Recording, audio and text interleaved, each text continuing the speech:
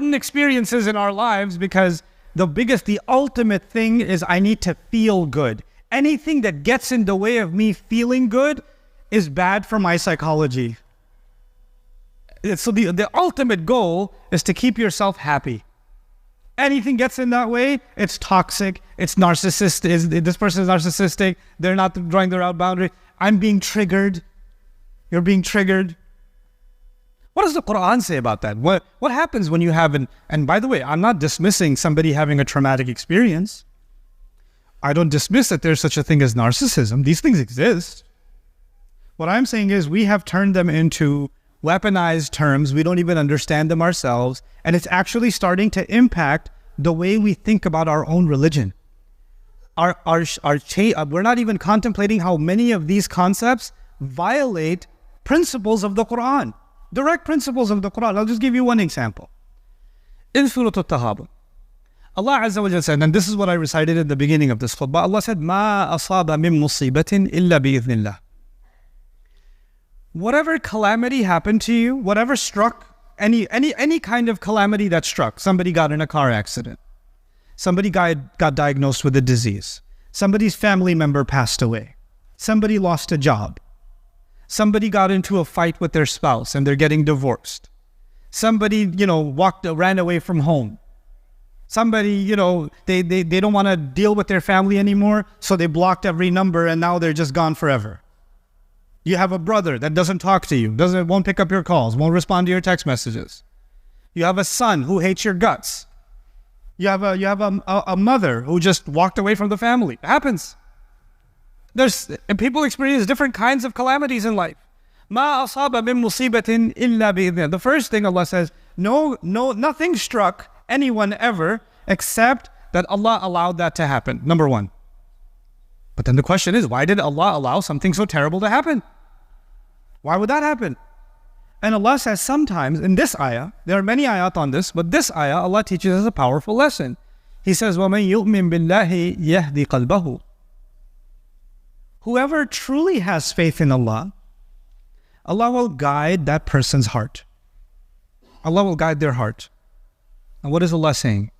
Allah is saying, my heart feels anxiety, my heart feels anger, my heart feels sadness, my heart feels frustration, my heart feels this person got away with something, they deserve justice, they got away with it. My heart feels that it was unfair, my heart feels unrest, my heart feels all of these things. But if I have iman in Allah, Allah will guide my heart through these negative emotions. Actually, some of those negative experiences are a test of my iman, and if I do have iman, Allah will guide my heart. In other words, I'm supposed to go through some of these difficult experiences to truly experience guidance. I have to go, and this will be the way my iman gets secured. And iman is the greatest asset a human being can have, because on Judgment Day, the only thing that matters, إِلَّا مَنْ أَتَى اللَّهَ بِقَلْبٍ سَلِيمٍ. The only people, nothing will be of any benefit except people who come before Allah and they have a good heart. And the only way to have a good heart is to have iman in that heart. And the only way to have iman in that heart is Allah will guide that heart. And the only way that heart to be guided is to go through a tough experience and hold on to your faith anyway. And not let that be shaken. And you stay the course. So this is a remarkable thing Allah has said. In this ayah, Allah is telling us to face a traumatic experience, to face it, to deal with it, but deal with it with faith and not let it change you. And this is why the best people that ever lived, the prophets themselves, every one of them are victims of trauma, if you want to use psychological terms. Every one of them were surrounded by toxic people.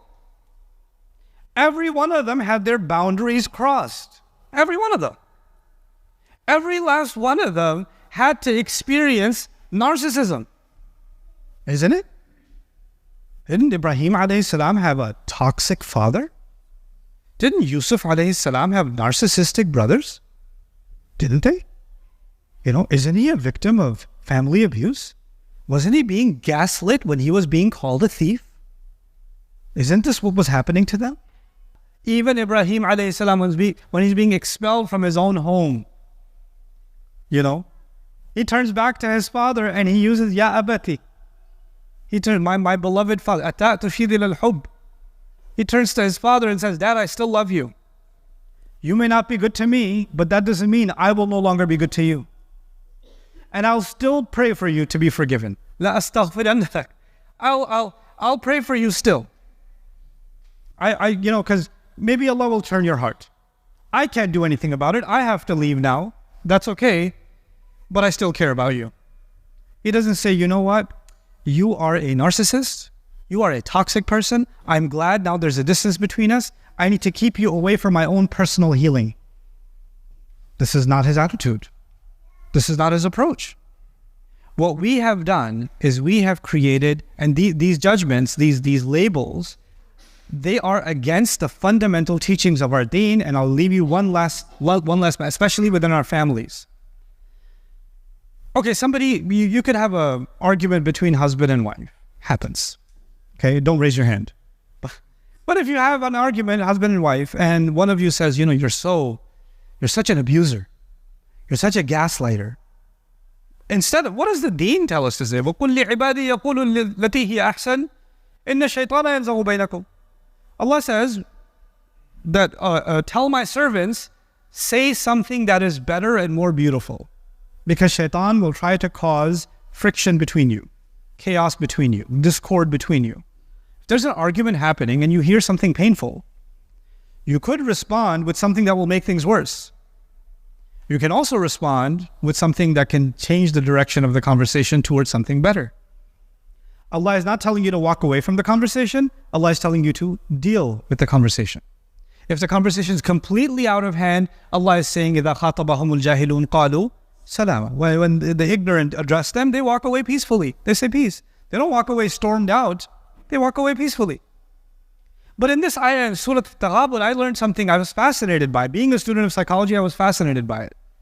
يَا أَيُّهَا الَّذِينَ آمَنُوا إِنَّ مِنْ أَزْوَاجِكُمْ وَأَوْلَادِكُمْ عَدُوًّا لَكُمْ. Those of you who believe, some among your children and among your spouses, there may be enemies for you. This is in Medina. The surah was revealed in Medina. Rasulullah ﷺ was living among the Jewish and Christian tribes, and he was also among the Muslims were actually leading towards nifaq. They were leading towards hypocrisy. And you don't know in your family who really has iman, who doesn't. There was a mix. And Allah is that. Now the Prophet ﷺ says, get ready for Badr or get ready for Uhud. And some family members saying, why are you going to get yourself killed? Stay home. Just tell them you got sick.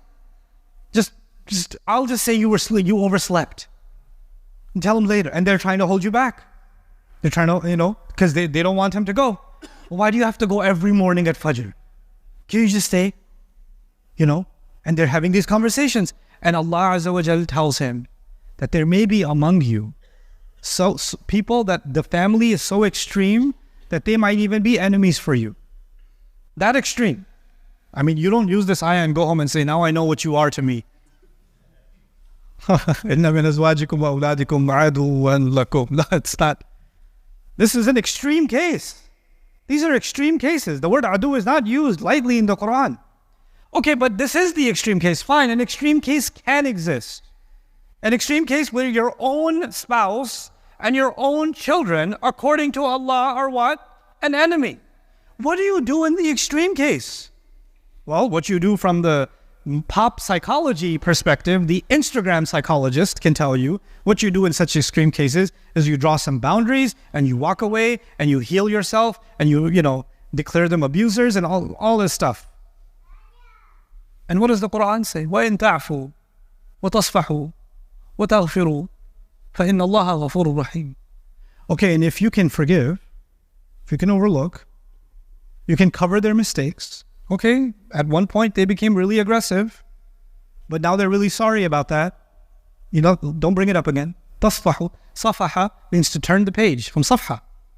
Turn the page. You know what that means? I remember what you did last year. You remember? I still remember those words. Do you remember what you said? That's not tasfahu. I'm still traumatized about that. Let me repeat it again as if it happened right. I didn't say it again. No, but it still hurts me though. I'm still traumatized. Therefore, I need to do dhikr of that all the time. I need to give you a khutbah about that all the time. Allah says if you can just turn the page, then Allah is forgiving too. Maybe things will reconcile, even in the worst case. There's room for reconciliation. There's room to make things better. But if the hearts are not, if you're too absorbed in yourself, you're not going to look for a solution. The only thing that you want to serve is your wishes. And so this is the last thing I will share with you. The direction that psychology is going in now, pop psychology, reminds me of the ayah of Surah Al-Jathiyah. أَرَأَيْتَ مَنِ اتَّخَذَ إِلَهَهُ هَوَاهُ وَأَضَلَّهُ اللَّهُ عَلَى عِلْمٍ. Did you see someone who takes their feeling, their empty feeling, and they turn it into their God? Their God has become their feeling. And Allah allows this person to be misguided even though they have knowledge. Ala ilm. They can know. They can be a PhD. They can be a doctor. They can be a professional. But they are being led by their emotions. And they give themselves a new diagnosis and give other people a diagnosis depending on how they make them feel. Today you're a narcissist, tomorrow you're an abuser, the next day you're a toxic person, the next day you're this, the next day you're depressed, the next day you're, you have attachment issues. You just throw out these diagnoses, label people. أَضَلَّهُ اللَّهُ عَلَى عِلْمٍ وَخَتَمَ عَلَى سَمْعِهِ. So Allah says, and this kind of a person, Allah will put a ceiling on their hearing. You know what that means? That means it doesn't matter if you try to reason with them. You cannot reason with people who live by emotions. Many of you have experienced this. When people are living by their emotions, if you're trying to be logical, it's like talking to a wall. But I feel. The feeling is, that's the God. خَتَمَ عَلَى سَمْعِهِ وَجَعَلَ عَلَى قَلْبِهِ غِشَاوَةً. And Allah places a cover over their hearts. وَمَن يَهْدِيهِم مِّن بَعْدِ اللَّهِ. Who's going to guide them after Allah?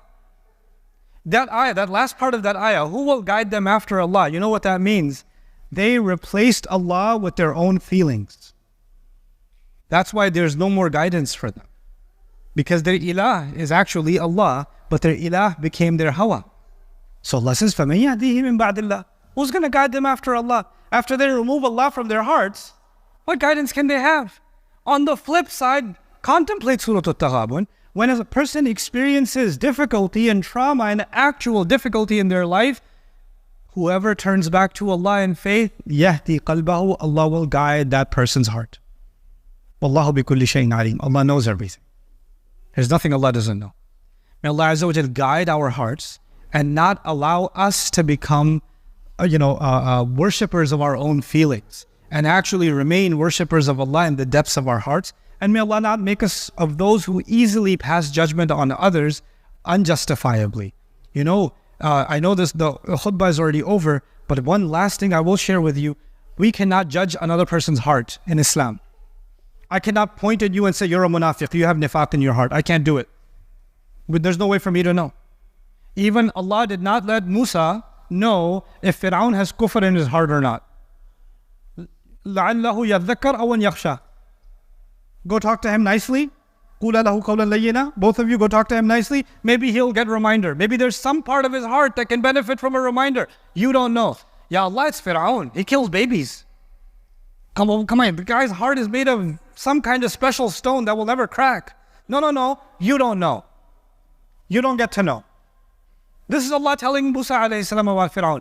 So I cannot judge another person's heart, but in this new psychology, I can easily judge another person's heart. The moment I call somebody a narcissist, I'm judging them for their arrogance. The moment I call somebody one of these terms, I'm not actually judging their actions. I'm judging the state of their hearts. Be careful. This is not something our deen allows. But we've made this a normal practice because we're enamored by these terms now. If you're going to understand these terms, if you're not a student of the subject, don't do it. Don't misdiagnose yourself and misdiagnose others. It's only creating a problem in our society and in our families. Barakallahu li wa lakum fil Qur'an al-Hakim wa nafa'ani wa iyyakum bil ayati wa dhikr al-Hakim.